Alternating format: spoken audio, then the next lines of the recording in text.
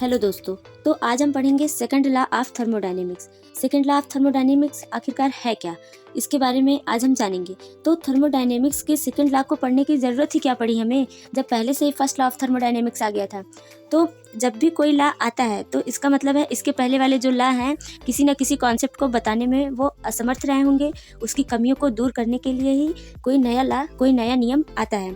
तो first law of thermodynamics में कुछ ना कुछ उसने तो नियम बहुत अच्छे दिए थे, कॉन्सेप्ट उसने बहुत अच्छा दिया था, लेकिन कुछ ना कुछ उसकी लिमिटेशन होंगे, कुछ ना कुछ उसमें ऐसी भी चीज़ें होंगी जो कि वो नहीं बता पाया होगा। तो फर्स्ट लॉ ऑफ थर्मोडायनेमिक्स आखिरकार है क्या, ये भी आपको जानना चाहिए। हमने इसको पहले बताया है फर्स्ट लॉ ऑफ थर्मोडायनेमिक्स के बारे में, आप प्लेलिस्ट में जाकर के देख सकते हैं। तो हम पहले देखेंगे कि origin of second law of thermodynamics क्या है, आखिरकार सेकंड लॉ ऑफ थर्मोडायनेमिक्स का आधार क्या है, इसे पढ़ने की हमें ज़रूरत क्या पड़ी। तो since we know first law of thermodynamics is a kind of law of conservation of energy which given as following du equal to dq minus। हम ऑलरेडी जानते हैं फर्स्ट लॉ ऑफ थर्मोडायनेमिक्स के बारे में कि वह एक कंजर्वेशन ऑफ एनर्जी को वाले रूल को फॉलो करता है, जो कि होता है कि change in internal energy equal to change in heat minus change in work. यानी कि जितना भी हम हीट में चेंजिंग करेंगे वह किसके इक्वल होगा, सिस्टम के अंदर जितने उसके इंटरनल एनर्जी में चेंजिंग आएंगी और जितना भी वर्क में चेंजिंग आएगा, दोनों का जब ऐड करेंगे हम तो वही फर्स्ट लॉ ऑफ थर्मोडायनेमिक्स का मैथमेटिकल फॉर्म होगा। तो this law explain lots of natural phenomena but it have some limitation.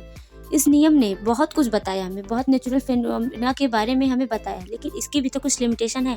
इसने हमें ये तो बताया कि हम जब कोई हीट में चेंजिंग करेंगे तो हम मतलब उसके वर्क में चेंजिंग और जितनी एनर्जी में चेंजिंग आएंगी उनके एडिशन के इक्वल होगा।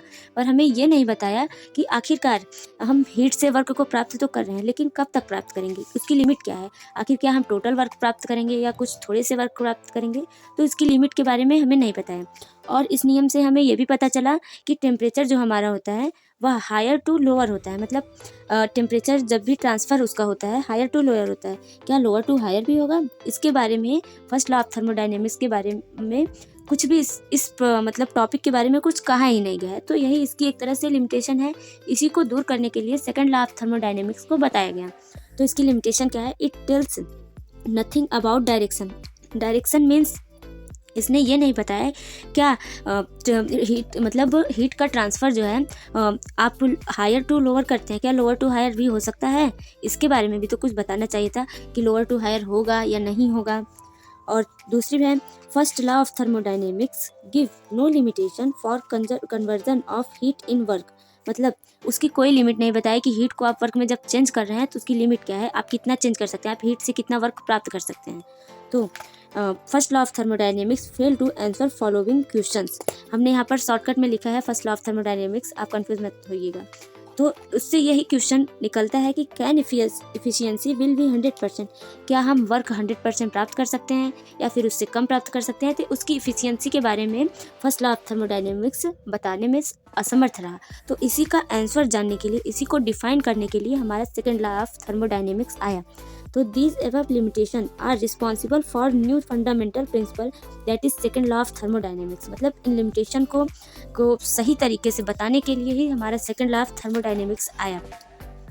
There are many statements of second law of thermodynamics, but we will talk about only 2 statements. Second law of thermodynamics में तो बहुत सारे स्टेटमेंट हैं, पर हम सिर्फ 2 स्टेटमेंट को मोस्ट इंपॉर्टेंटली देखते हैं, क्योंकि ये एग्जाम के बेसिस से मोस्ट इंपॉर्टेंट है। पहला है केल्विन प्लांक स्टेटमेंट, दूसरा है क्लॉसियस स्टेटमेंट। पहला स्टेटमेंट केल्विन प्लांक ने दिया है और दूसरा क्लॉसियस ने दिया है। अब हम देखेंगे कि केल्विन प्लांक स्टेटमेंट होता क्या है।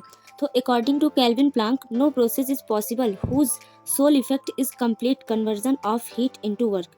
मतलब कि केल्विन ने बताया कि ऐसा कोई भी प्रोसेस नहीं है नेचुरल में, हमारे नेचर में ऐसा कोई भी प्रोसेस नहीं है जिसमें आप हीट को कम्प्लीटली वर्क में चेंज कर सकते हैं। कम से कम केल्विन ने इसके बारे में कुछ स्टेटमेंट तो दिया, आखिरकार आप हीट को कम्प्लीटली वर्क में चेंज कर सकते हैं या नहीं चेंज कर सकते हैं, इसके बारे में उन्होंने कुछ बताया। तो फर्स्ट लॉ में तो इसका जिक्र ही नहीं किया गया है, सिर्फ उन्होंने बता दिया हीट को आप वर्क में चेंज करते हैं, उसकी क्या लिमिटेशन है इसके बारे में बताया नहीं, इसलिए सेकंड लॉ ऑफ थर्मोडायनेमिक्स है। इसको आप इस तरह से लिख सकते हैं, there is no machine operating in a cycle whose sole effect is complete conversion of heat into work। मतलब आप जैसे कोई मशीन ऑपरेटिंग है एक साइकिल में, यदि उसके हीट को आप वर्क में कम्प्लीटली चेंज नहीं कर सकते हैं, ऐसा मशीन बनाना पॉसिबल ही नहीं है नेचर में। आप एग्जांपल लीजिए from first law of thermodynamics. First law of thermodynamics कहता है कि D Q equal to D U plus D W. अगर हम डी यू इक्वल टू 0 मान लें तो डी क्यू बराबर डी डब्ल्यू आ जाएगा। तो इस तरह से change in internal energy equal to हो जाएगा चेंज इन वर्क। अब आप देखिए दूसरा क्लॉसियस स्टेटमेंट क्या है। According to Clausius, no process is possible whose sole effect is transfer of heat from lower temperature to higher temperature.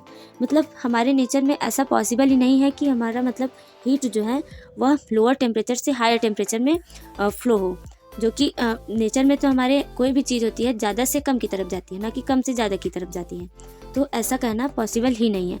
अब अगर आप जैसे रेफ्रिजरेटर लेते हैं उसमें ये पॉसिबल है, लेकिन जब तक आप रेफ्रिजरेटर के ऊपर कोई वर्क नहीं करेंगे तब तक उसमें भी टेम्परेचर लोअर टू हायर नहीं पॉसिबल होगा। जब आप उस पर कोई वर्क करेंगे, रेफ्रिजरेटर क्या होता है, वह भी एक प्रकार का इंजन ही है, कार्नोट इंजन है। अब आप कहेंगे कि कार्नोट इंजन क्या है, तो कार्नोट इंजन में होता क्या है, जैसे हम एक यहाँ सोर्स लेते हैं और ये सिंक है, इसको हम सोर्स बोलते हैं और इसको सिंक कहते हैं। यहाँ पर इसका जो टेम्परेचर होता है वह सिंक से हाई होता है, T1 is greater than high T2 से।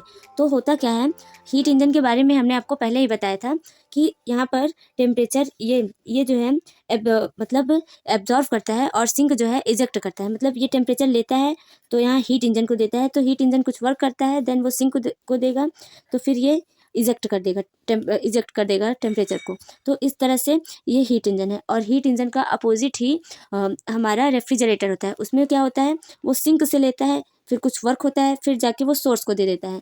तो इस तरह से रेफ्रिजरेटर वर्क करता है। और रेफ्रिजरेटर अकेले कुछ नहीं करता है, जब तक उस पर कोई मतलब बाह्य कार्य ना किया जाए, जब तक एक्सटर्नल वर्क उस पर नहीं होता है, तब तक वो काम नहीं कर पाता है। तो यह भी यही बता रहा है कि रेफ्रिजरेटर काम तो कर रहा है, लोअर टू हायर टेम्परेचर उसमें हो तो रहा है, लेकिन जब तक कुछ एक्सटर्नल वर्क नहीं होगा तब तक ये पॉसिबल नहीं है। और हमारे नेचर में ऐसा कोई मशीन पॉसिबल नहीं है जो कि lower to higher temperature transfer कर सके हीट को। तो इस तरह से हमने देखा कि सेकंड लॉ ऑफ थर्मोडायनेमिक्स क्या है, उसमें कितने साइंटिस्ट ने अपना योगदान दिया है। पहले तो हो गए जैसे केल्विन प्लांक, दूसरे हो गए क्लॉसियस। तो इस तरह से इस स्टेटमेंट से हमारे बहुत सारे कन्फ्यूजन क्लियर हो जाते हैं। तो आपको ये लेक्चर कैसा लगा हमें कमेंट बॉक्स में ज़रूर बताइएगा। यदि आपको कुछ पूछना है तो आप कमेंट में पूछ सकते हैं। Thanks for watching this video.